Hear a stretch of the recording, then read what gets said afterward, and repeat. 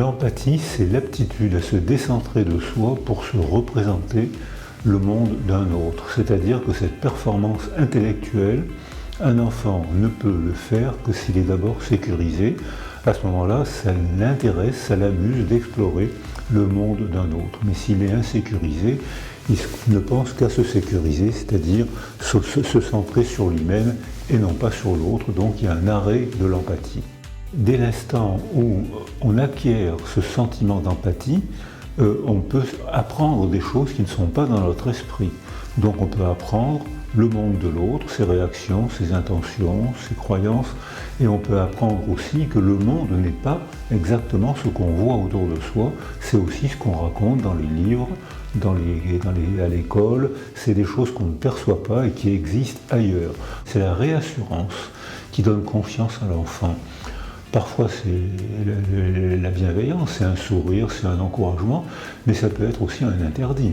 L'interdit est très sécurisant pour un enfant parce qu'il y a beaucoup d'observations expérimentales qui montrent qu'un bébé préverbal, on le met près d'un escalier, il s'approche de l'escalier, il perçoit le dénivelé, il ne sait pas ce qu'il faut faire, il regarde sa figure d'attachement ou l'adulte présent.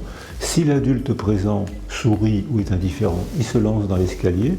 Si l'adulte énonce un interdit préverbal, l'enfant s'arrête au bord de l'escalier.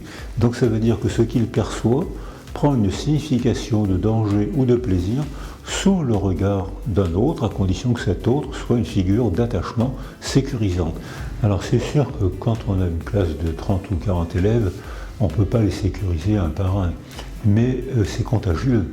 C'est-à-dire que l'enseignant ou l'adulte présent peut sécuriser un enfant par son comportement préverbal, peut-être plus même que par sa parole. C'est-à-dire que la manière de dire, la manière d'interagir sécurise l'enfant et ensuite viennent les mots qui lui expliquent et qui permettent de faire des progrès. Mais c'est très contagieux. C'est-à-dire que un enfant sécurisé devient sécurisant. Il y a des enfants qu'on a appelés les casques bleus. Les casques bleus à la crèche, ce sont des enfants qui parlent à peine, ou parfois qui ne parlent pas encore, et quand il y a les inévitables conflits d'enfants à la crèche, ils se balancent des coups de pinceau de peinture, ils se bousculent, ils se volent le petit pain. C'est déjà des relations humaines.